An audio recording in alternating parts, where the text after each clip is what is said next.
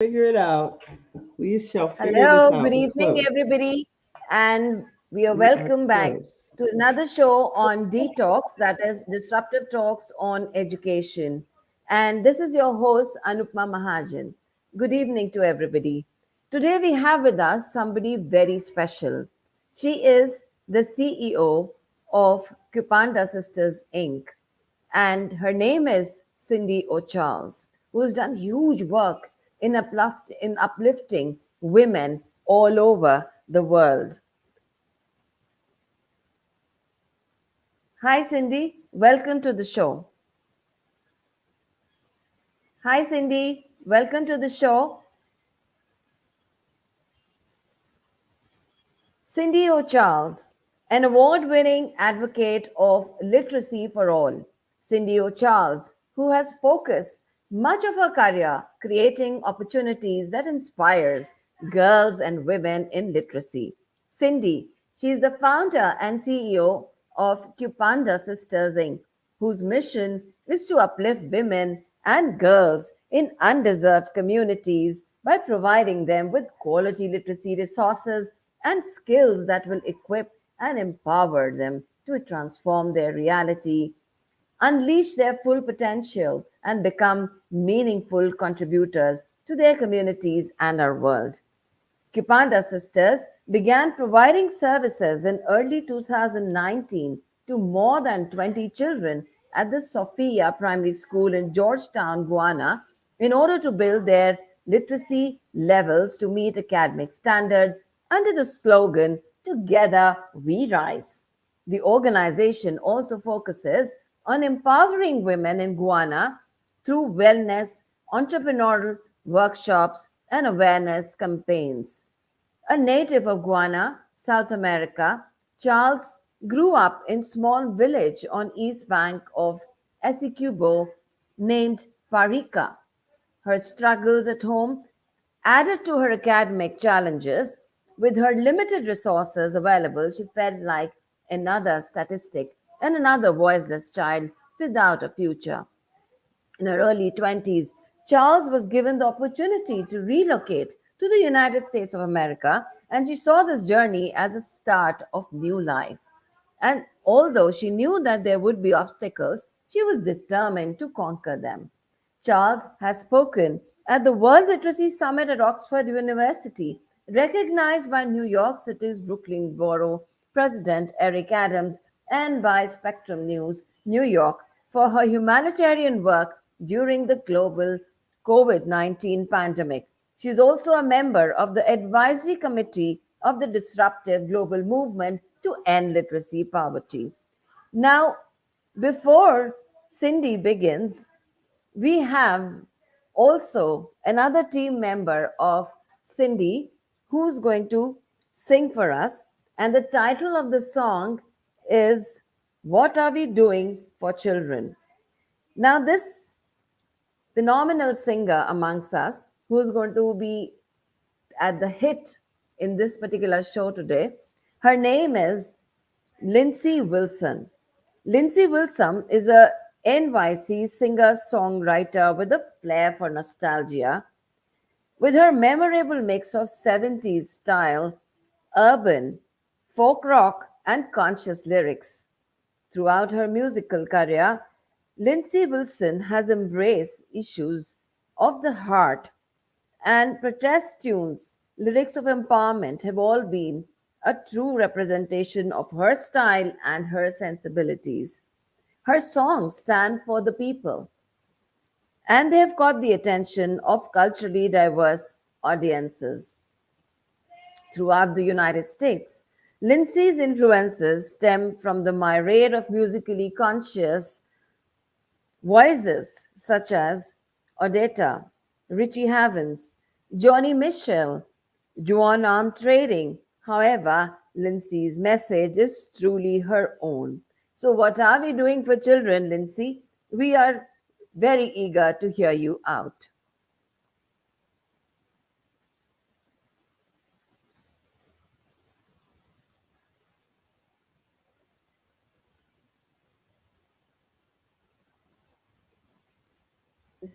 I don't know if you Hi, Lindsay. We are very eager to hear you out. Please begin. okay. This song is called "What Are We Doing for the Children?" Yes. Not sure you can get the video, but I'm sure we will work that out. But you can hear the audio. It's called "What Are We Doing for the Children?" And thank you for your listening ear. Here we go. Yeah. Yeah.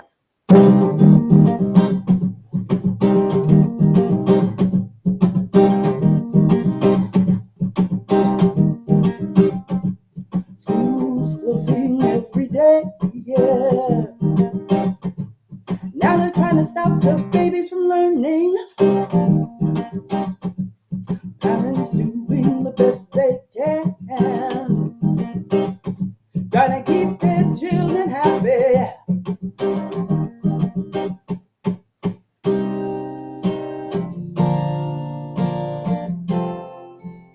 What are we doing for the children?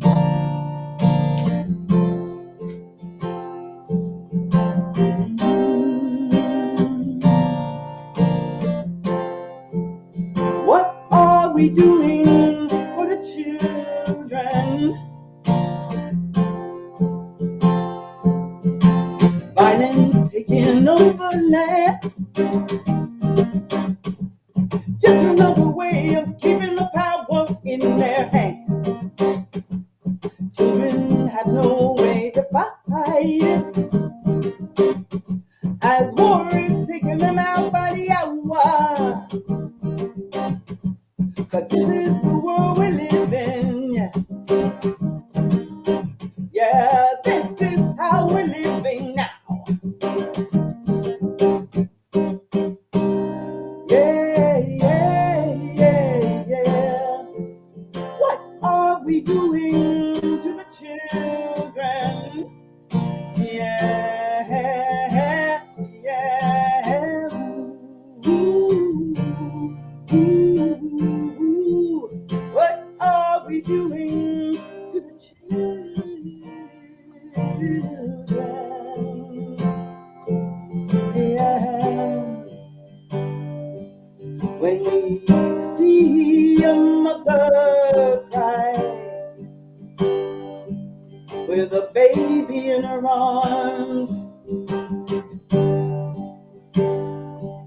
we must stand by her side.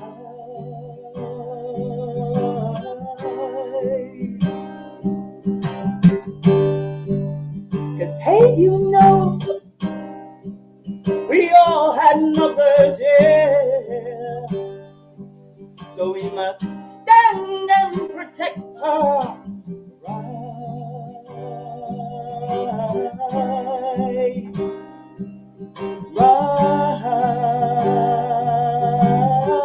Right. Like a tree when a child falls, does no one hear it? Well, a child is falling every day.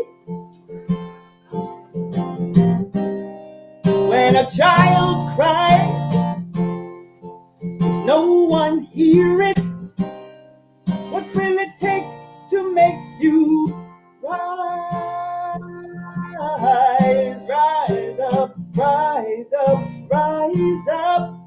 What are we doing for the children? This is the time that we've taken more than we're given. This is the time that we're doing more dying than living. You know it. Yeah, yeah, yeah, yeah, yeah.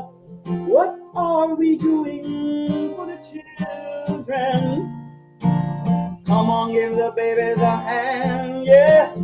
La la la la la la la la la la la la. La la la la la la la la la. Sing it for the children now. La la la la la la la la. La la la la la la la la.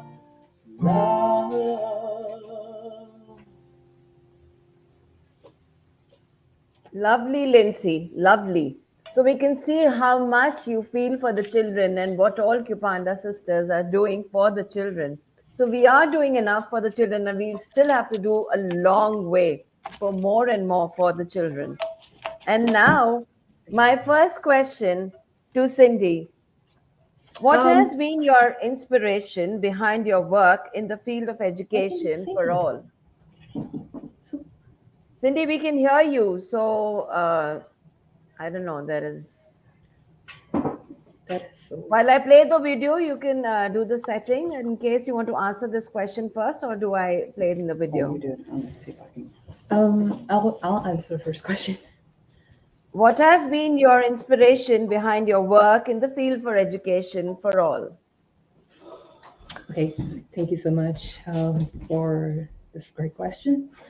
So I'll give you a little backstory about my journey towards education for all. I was born in Guyana, South America, and raised in a little village called Parika. Parika has about 20,000 families and is a village on the water. Sunshine filled plenty of my young life, but and I had a very happy home. But things went down south when my father asked my mother to leave, no longer wanting her as his wife. The sun in my life was snuffed out like a stiff breeze. Yeah. Emotional, psychological, and physical abuse were a constant obstacle for me. Um, See, I spent many days memorizing passages rather than learning to read, and it was a very difficult thing to watch my mother leave. I don't, I'm just really sorry. So when she left, you know, I was actually forced to, navigate the perplexities of growing up in a broken home. And failure had a stark reality to me when I failed my CXC examinations twice at the age of 15 and at the age of 17. Um, and when I failed that exam, when I got my results, my dad, he was a dad that really provided for us. He made sure that we have our books for school, and he ensured that we, went to the best schools and whatnot. But I think I was more consumed of my broken home as opposed to focusing on school. So I failed my exams, and then it prompted me to write a letter to my father saying that I was nothing but a waste. So this is really where I got my inspiration from. And in addition to that, as we know, illiteracy is a global epidemic. And like right in my family, I have my niece, nephew. My nephew is 14 years old, and my niece, her name is Cindy as well. She is 10 years old, and they both cannot read. And we are in the 21st century. And that didn't really sit well with me, so it just really inspired me to start this work that I'm doing and found the Kupanda Sisters.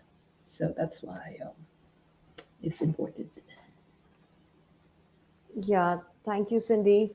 It is a very touching story, and we know the kind of work you've been through, the kind of struggle you've been through, and how strongly you feel about the children, about women, about girls, and what all Kupanda Sisters, your NGO, is working towards. And it is really amazing the kind of work you're doing. So, I'm going to share this video.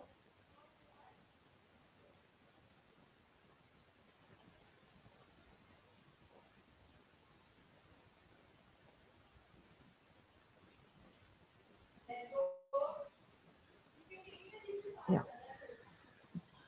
Can you see my No screen? shame in freeing the soul. Lift your eyes to the mountaintop and let your voice be heard. Rise, sister, rise. No shame in freeing the soul. Lift your eyes to the mountain top and let your voice be heard. Rise, sister, rise. No shame in freeing the soul.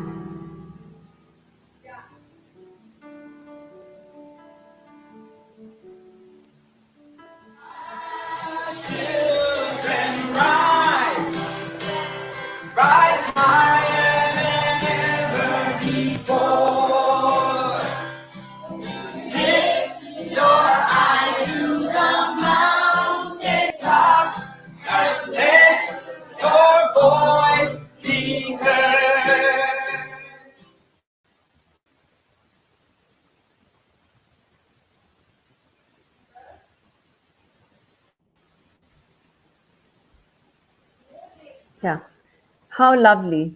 So, together we rise to eradicate education poverty. Such a beautiful thought. So, now I come on to the next question, which is I would like you to share your thoughts on as to why quality literacy resources and skills can only equip and empower us to transform our reality. Thank you so much for that question. So, like I was saying before, I was given the opportunity to come to the US at the age of 25. When I got here, I had a great friend who really supported me, and I was really passionate, even though I didn't do well back in Guyana. I always had a really strong desire for education. And she was like, "You're bright. You're going to go to college." And I'm like, "I'm going to go to college." All I've known is failure. So even though like deep down, like I wanted to achieve education, I was like silently like afraid of even moving forward. But I went back. I got my transcript. I requested my transcript from my school in Guyana, and when I got my transcript, when they evaluated it, like I had to take remedial classes. I had to take remedial math, and I had to take remedial English. And I was really, really, really struggling with the math. But I had a really great mentor, or tutor, I should say, who really probably saw something in me that I didn't see myself. and he will spend like really extra hours, like literally like 1 plus 1 is still like we're just really going through the foundation, making sure like I really understand the concept and how to apply myself. So because I had those mentors that really believed in me, it actually like propelled me to really do good and really focus on the education.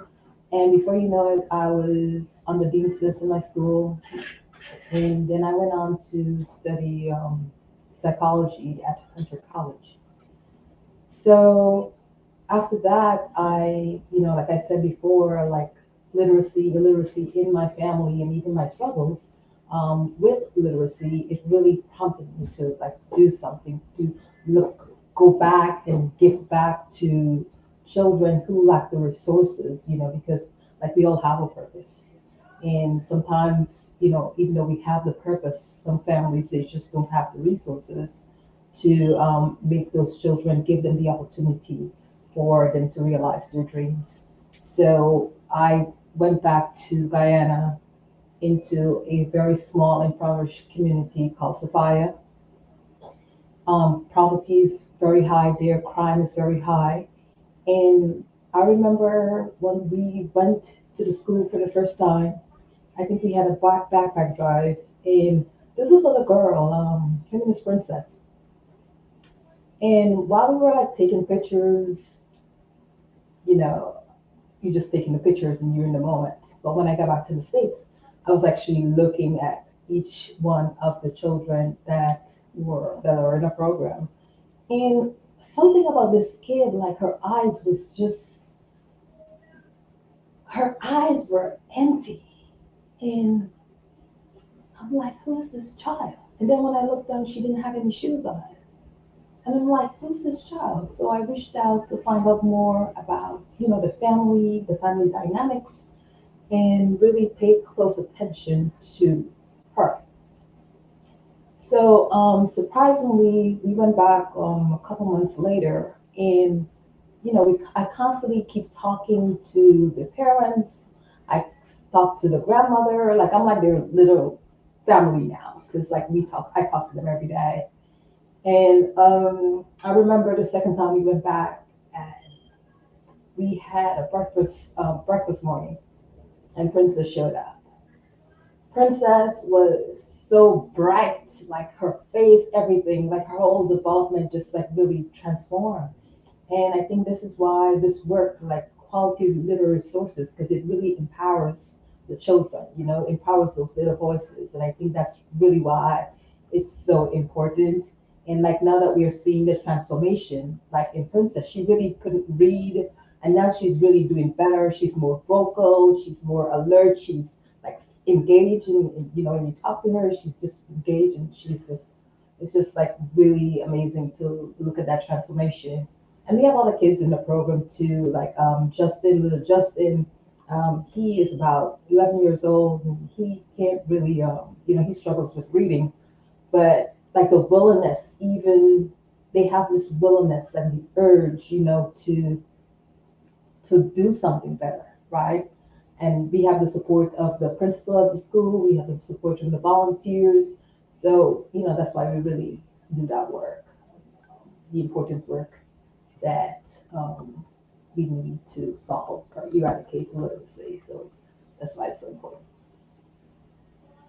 Beautiful. Very, very, very lovely.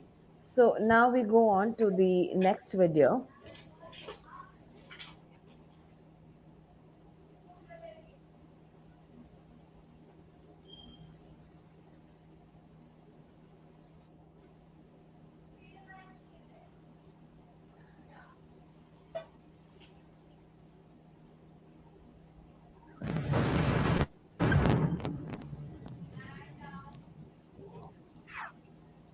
Yeah, we all brothers even though we look My different. Name is Princess Boy. I am a Kupanda student. When I grow up, I like to be a teacher. My name is Tilonski. I am a Kupanda student. When I grow up, I would like to be a doctor. My name is Shanai Mohammed and I am a Kupanda student. When I grow up, I would like to become a teacher. My name is Shamai Mohammed. When I grow up, I would love to be a nurse. My name is Shaniqua Heliga. I am a Kupanda student, and when I grow up, I would like to be a doctor. My love to the golden arrow, GT to the bone and marrow. 6 races, 10 regions, but we still live in this world.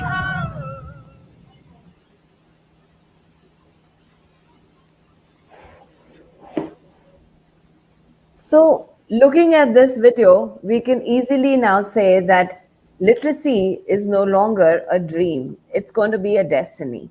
You're doing great work. Now, my next question here to you is that what challenges have you faced in your mission during the time of COVID?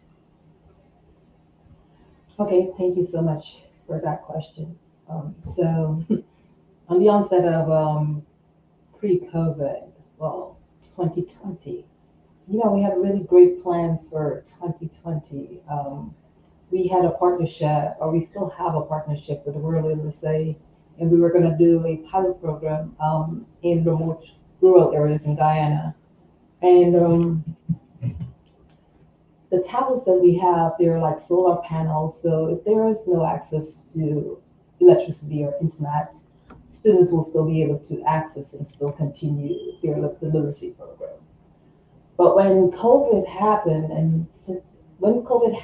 I really was actually depressed for like 3 months because I just didn't know what to do with an organization. I just founded the organization. It was still brand new, so we did not prepare for anything like this. So what I did, I know I spent like days in my bed, like just like really, oh my God, what am I gonna do next? What am I gonna do next? What am I gonna do next? And I will have like really like the parents will call and really check in, like, how are you doing? They're fine. And that really really uplifted me because like there I had the support of the parents, even though I was like struggling, like how am I going to continue this program? Because like for Guyana is a small country and the infrastructure is so poor, like it's not like here in the US where we were able to go to remote learning. In Guyana, the schools were completely closed. So there's no way to access the students, let alone we didn't even have the tablets to even turn to a remote learning session. So what we did was, what I did at that time is really strive to stay connected with the students, let them know that we are still here. As soon as possible, we can get the program up and running. We will have the program up and running. And it's like a huge challenge, like in terms of like we talk about digital divide and the infrastructure, like they don't have, we just weren't prepared for anything like this. So what I did was I started doing DoorDash. I started doing DoorDash and started an initiative that's called Dashing for Dollars, where every dollar that I earn is going to go towards buying tablets for the hundreds of children that need it in Guyana. So far, like I've raised at least like $10,000, and we are actually like come January, we're actually going to go down there and fulfill those the tablets for the schools. We're going to actually expand the work that we're doing because, of course, the COVID-19 pandemic, lots of children are still out of school. The work is there, the work has been behind. So we want to get the children, especially the work that have been missing, like get them up to par for where they left off, So it's really important for us to get down to Guyana and get these tablets in their hands. Of course, it's not just getting the tablets in their hands. We have to also think about like the connection, because connectivity can also be a problem, especially in Guyana. We just like have the GT&T system, and of course sometimes it's not really equipped to, I guess the bandwidth is not strong enough. So maybe that's something we need to raise money for to make sure we have a secure infrastructure. So the pandemic really shifted things back significantly for the organization. But of course, with the commitment of my team, the commitment of the volunteers, and of course the parents as well, we are able to still move forward and move forward, come back stronger than where we left off. So we're definitely looking forward to continuing our program come 2022. Okay, great. So, digital divide has been one of the most important factor in widening the learning loss. How have you tackled the same during COVID time?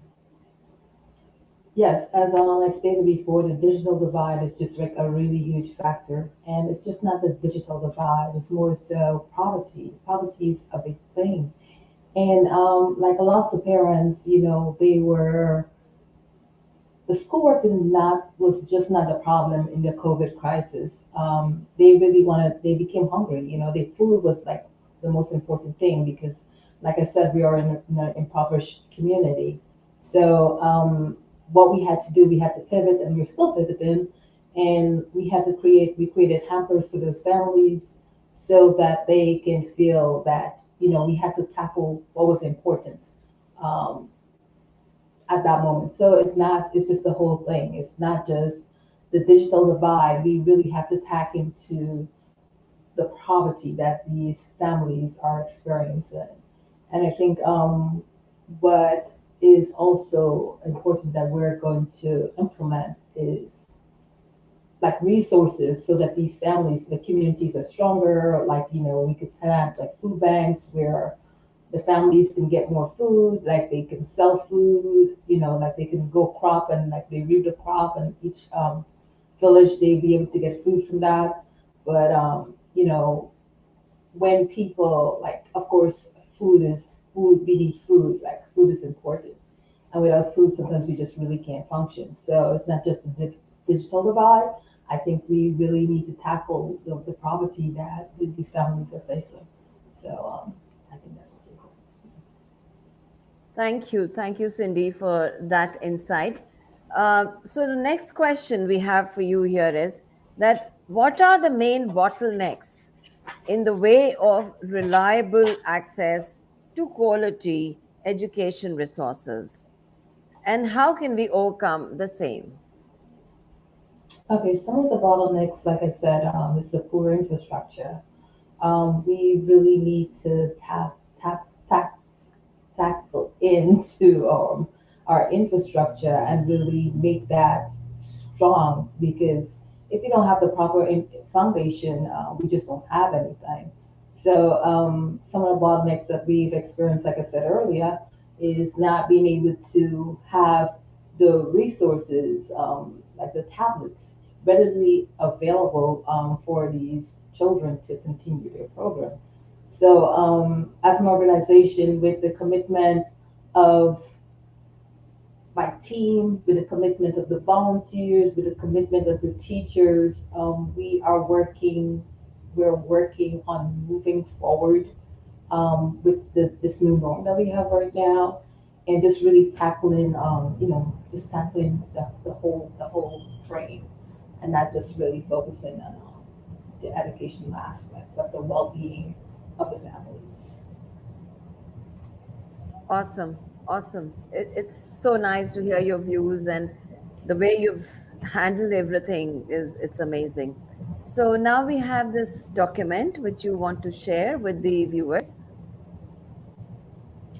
I'm sorry. You want to share this document with the viewers, so I Yes. will just do that.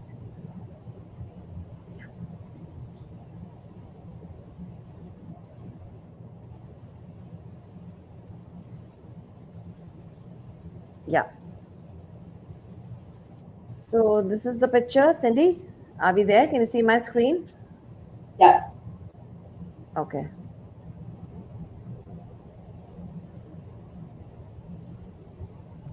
I thought it was a video that we could play because I think This is is that a the document. Is that a It DoorDash says story? that you have to sign in if you have to.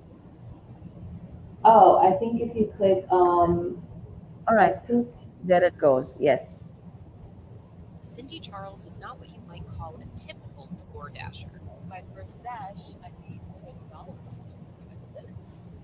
And I'm like, oh, this is great. Before you know it, I had $5,000 and I had over 500 deliveries. What's more amazing is what she does with that money. Cindy delivers food all across Brooklyn as a fundraiser for her nonprofit, Kupanda Sisters. It provides women and children in her native Guyana with educational resources. I wanted to really go back and remind them that they too can achieve, they too can rise. And it's all about the support. Charles launched her organization back in 2019. When the pandemic struck, she said she panicked. How do we keep our doors open? What would that look like? Where am I getting this money from? Charles was able to supplement Kupanda Sisters with the extra money she made from delivering, all to support the young girls who benefit from the program. One of those girls is 12-year-old Shaniqua Helagor. Her school supplies and tuition are covered through Kupanda Sisters. As a young scholar, she's already teaching others. Most of the children in the first grade couldn't read, and like the last day we were at the program, I see like a change. Most of them tried their best, and I actually achieved. She has hopes to become a lawyer and open up a private school of her own in Guyana.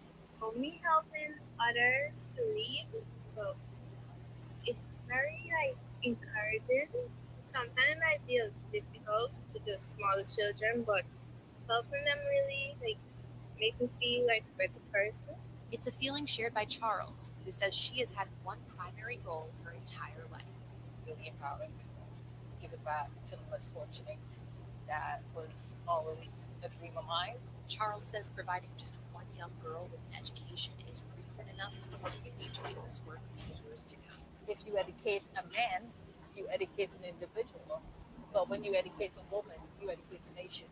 In East New York, Rebecca Greenberg, New York One.